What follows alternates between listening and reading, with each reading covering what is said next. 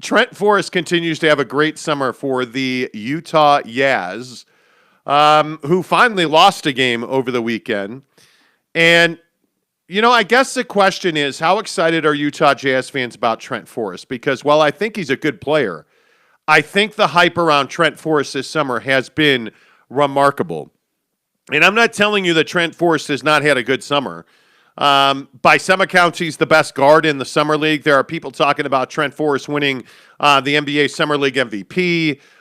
There are hopes that the Utah Jazz will win the NBA Summer League championship. Hey, that's all well and good.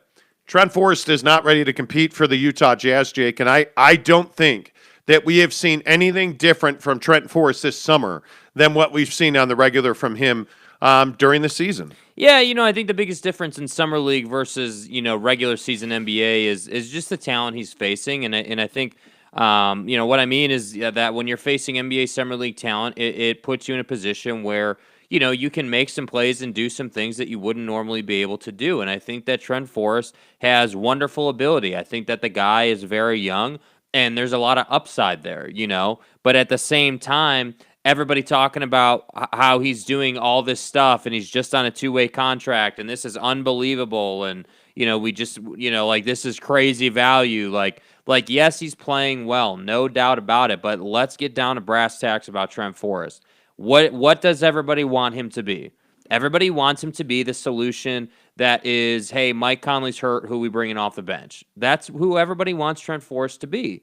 And in order to be that, you have to be more than a guy that can just initiate offense. That said, I think right now, if the league season started tomorrow, I think he would be the option. I think he'd be the backup. He would come in for 10 to 15 minutes a night and, initiate offense. The problem is his jumper still needs so much development that it's a massive fall off from Mike. And that really is the question. What happens?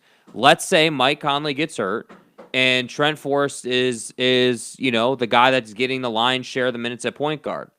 What does that look like for your offense? Because you have a lot of three-point shooting around him, but the dynamic completely changes because he can't shoot the three at a high enough rate.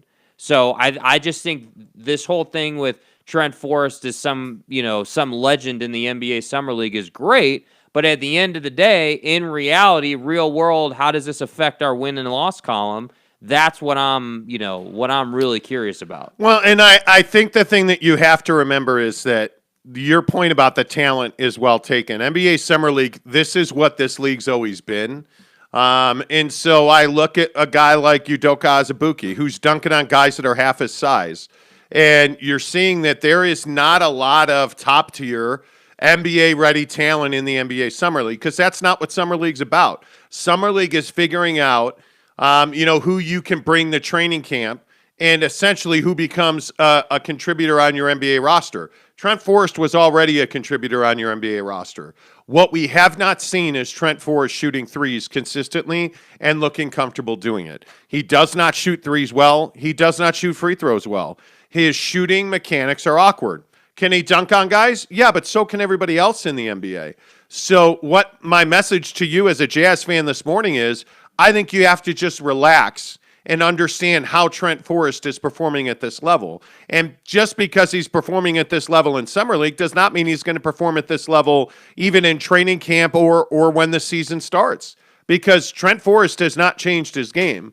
And I look at a guy like, Doke, I think, listen, Udoka Azubuike is playing great basketball. He will not be your number 2 center when the season starts. Mm-hmm. I think he is a guy that's going to be lucky to appear in half of the games this season for the Utah Jazz because you have Rudy Gobert, that's an NBA Defensive Player of the Year, who's an established guy in your rotation as your number 1, excuse me, and then you pay a guy in Hassan Whiteside to be your number 2, and it is a really good rotation for the Jazz. How does Udoka Azubuike unseat either one of those two? Well, nothing he's doing in Summer League tells you that he will or can or should. Yeah, and I think the bigger thing, too, is mindset-wise for guys like Doke and Trent Forrest and everybody that you're seeing, Elijah Hughes, all these guys, remember, in Summer League, the mission is clear. You got to go and show what you can do, right? That's what Summer League is about. It is a developmental tournament to show where your game is at right now. And so there's going to be pluses, there's going to be minuses. That's how it works in a league and sports in general. But when you think about more, and this is more to do with Trent Forrest than Azubuike, but with Trent, think about it. The reason he's able to dunk on guys in the summer league is because he's thinking, okay, this is summer league. I need to be aggressive. I need to make plays. In the regular season, that's not what his thought process is going to be. It's going to be a completely different situation because he's going to have Bogdanovich in the corner. He's going to have Don 10 feet to his left. He's going to have Rudy coming up to set the pick, right? He's going to have, Jingles in the opposite corner. So you're going to have established NBA talent on the floor when he's on the floor. So he's not going to be the guy going up to dunk on people. That's Donovan Mitchell, number 45, the superstar of the organization. All Trent Forrest is going to be is bring the ball up, get the offense going, and run to the opposite corner. And again, I don't want that to come off as a criticism, but I just want you guys to see that Summer League is about guys like Trent Forrest developing and showing what they're capable of.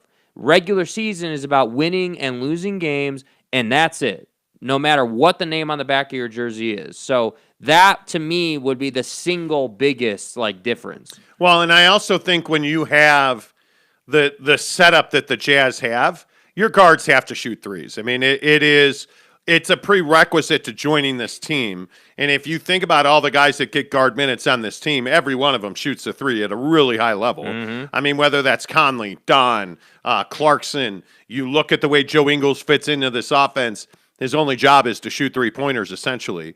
So you look at the way that Quinn Snyder uses his guards, and it is to create three-point opportunities. It is the one Achilles heel of Trent Forrest's game that he's not comfortable. We look at the guy we've talked about all summer, and that's Elijah Hughes. Look at what Elijah Hughes did yesterday.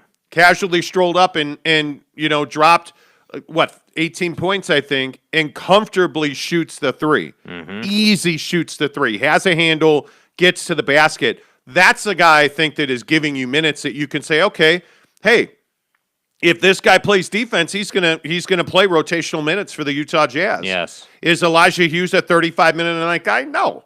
None of these guys are.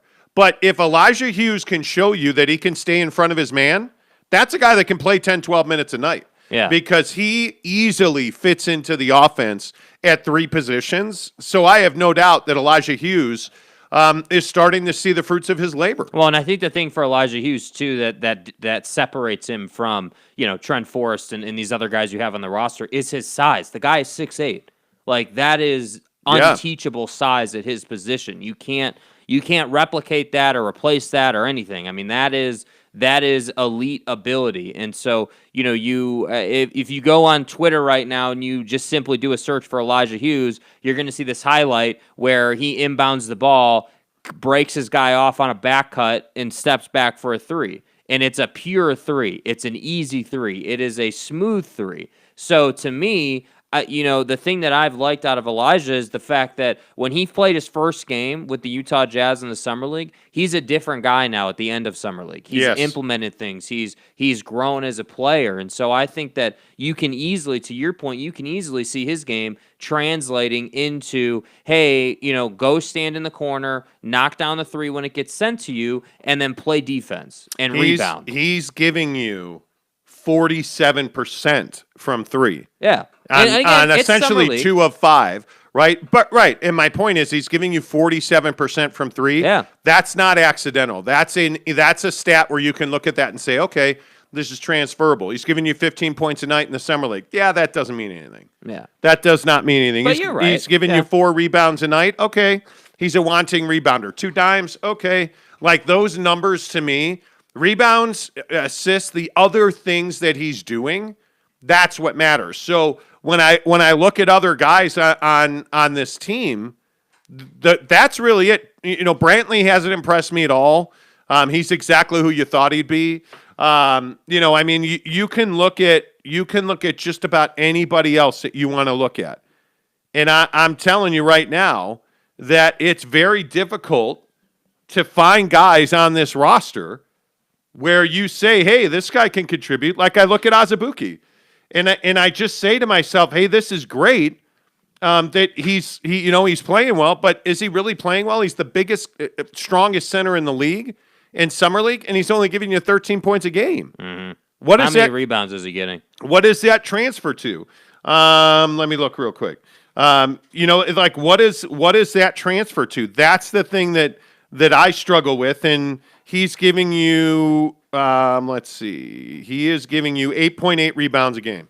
Yeah, so I mean, it's obviously he's still a very young and raw player, and I totally agree with you that he's not going to see a lot of minutes this coming season. Yeah. But I think that, on the flip side of that, I do think it's nice to see him giving you solid minutes, in the summer league. I mean, that's a nice little startup. But I think the biggest thing, if the question was, who's the guy coming out of summer league that is going to get minutes this year? Who's the guy that's going to make an impact? It would be Elijah Hughes, simply because he can shoot the ball at a really high rate. That like to me, if he does nothing else and just comes in the game for, in the beginning of the season, it's probably only 10 to 15 minutes. Towards the later end of the season, I could see 15 to 20 because he'll develop a little bit. He'll start doing a little more for you. There's more value there. But, so if he just comes in the game, makes 3, maybe 4 threes tops, and plays solid defense, he's going to get minutes all season long, right? And then at the end of the day, what you'd really like to see is him start to turn into kind of a wing presence, somebody that can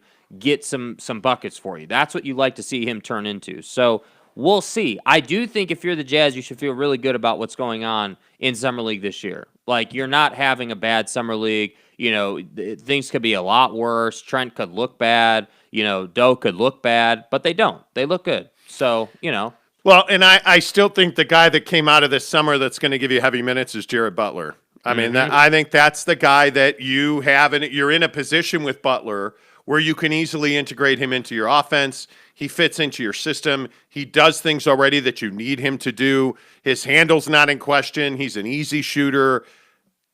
Butler's a guy that's going to be your backup point guard.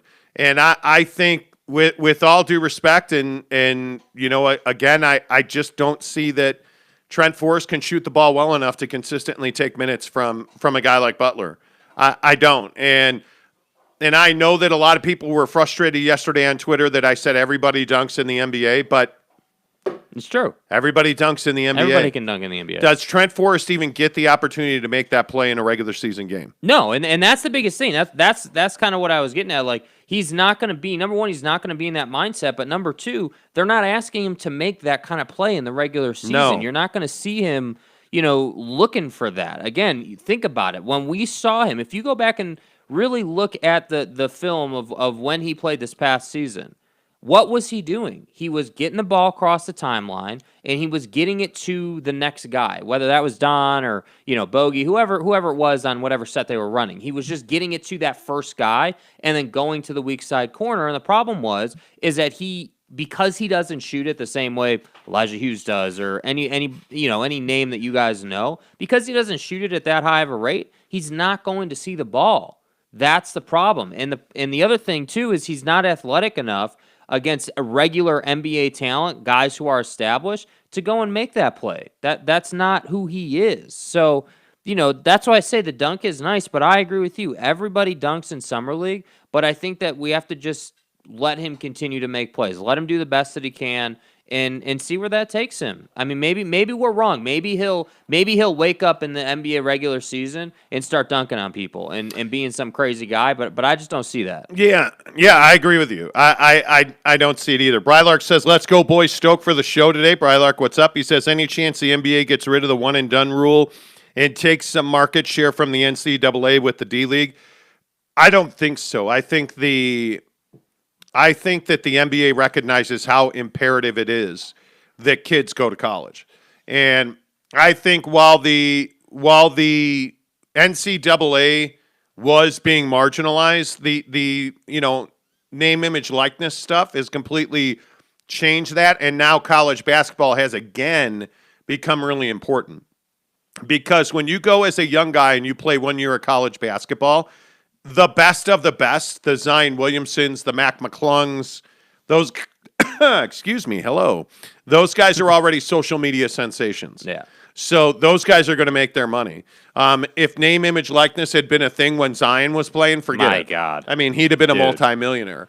And I think the thing that is really interesting is you now have the ability for college basketball players to have shoe deals. You now have the opportunity for college basketball players to make all kinds of money doing all kinds of things because they can have people that represent them for name, image, likeness. So I think you're seeing it, the Built Bar thing with BYU.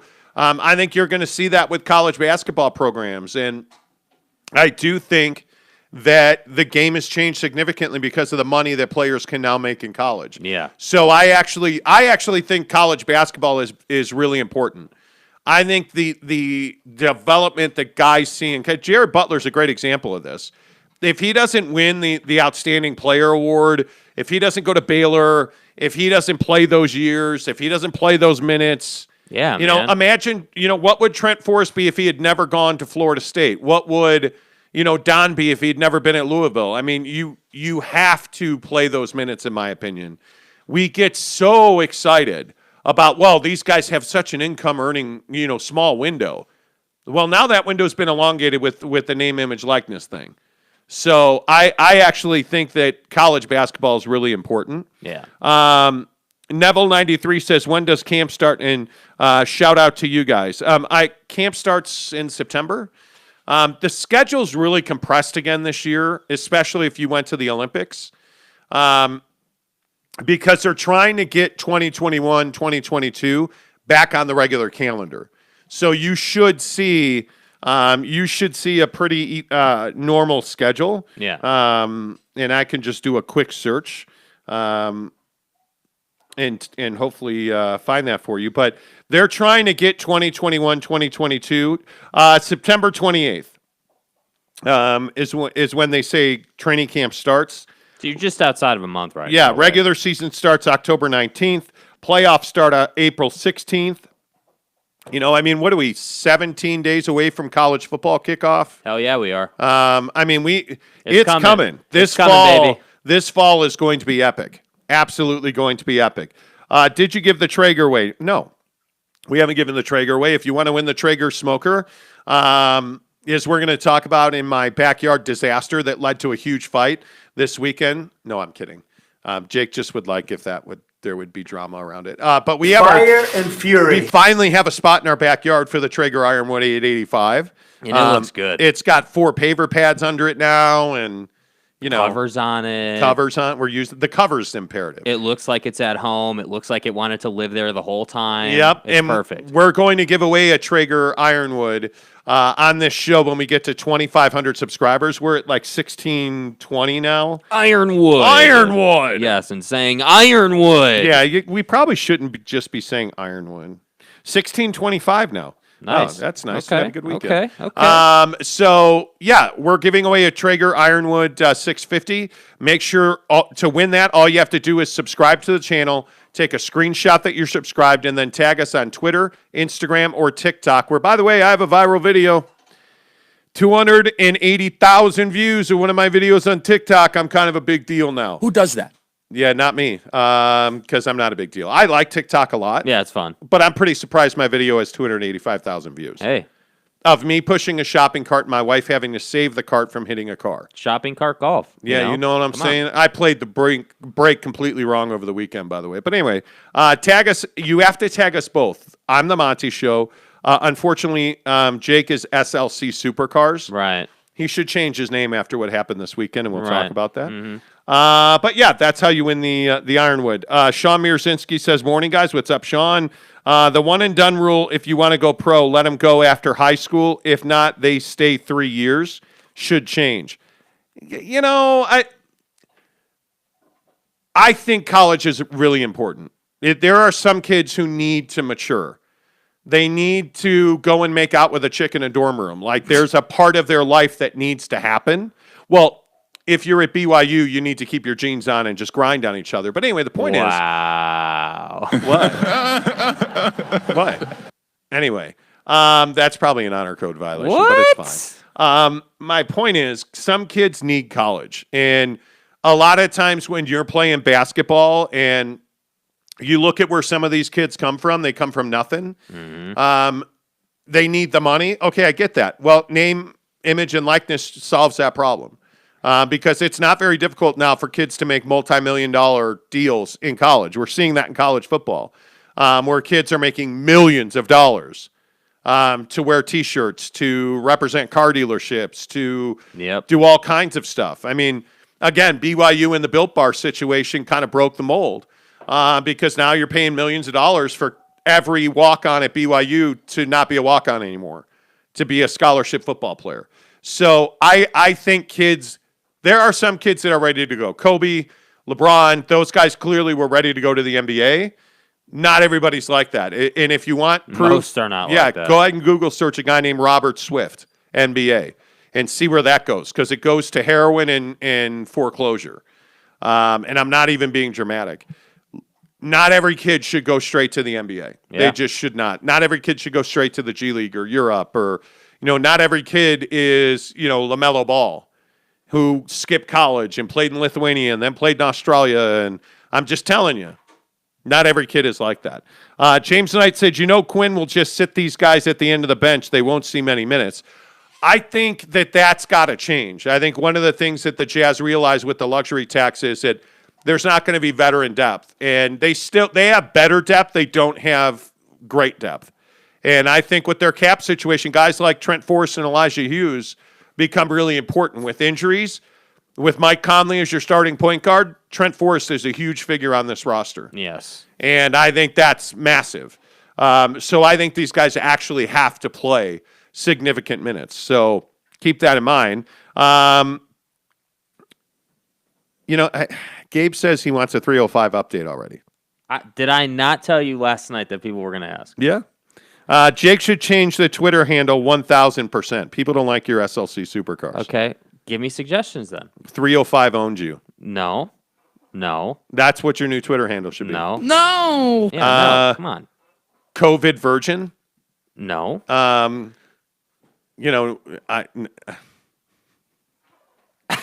No sex ever. I don't procreate. I mean, obviously not. I got a million suggestions. I get that, but now there are people that just go for the mandatory 1-year rule. Sean Mearskinsey says, well, there's always going to be people that do that. Quick thought on LiAngelo Ball. If you can get it from Pitbull, grab Mr. 305. That would be amazing. Your thoughts, Jake? Mr. 305. Okay. Yeah, sure. I don't really get that, but all right. What do you mean you don't get it? I don't get it. I don't get the joke. Mr. 305.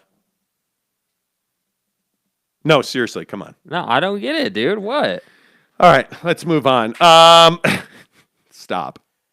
I think LiAngelo Ball's played really well. I mean, I think he's proven he can shoot the three consistently. He's done enough to make the roster. That's what I would say. He's done it. No, he's done enough to get to training camp.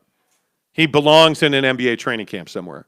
When you shoot the three at that level, there's no doubt. The problem is he doesn't get a whole hell of a lot of minutes. I mean, he's only playing 16 minutes a game, and there's a lot of times where they just don't look for him in the corner. Mm-hmm. So he's reliant, at this very moment, on guys trying to find him in the corner to shoot that three. Yeah. Because he makes it at a very high clip. He shoots the three really, and he rebounds well. He's proven that he can play in the league in a specific role with a specific use.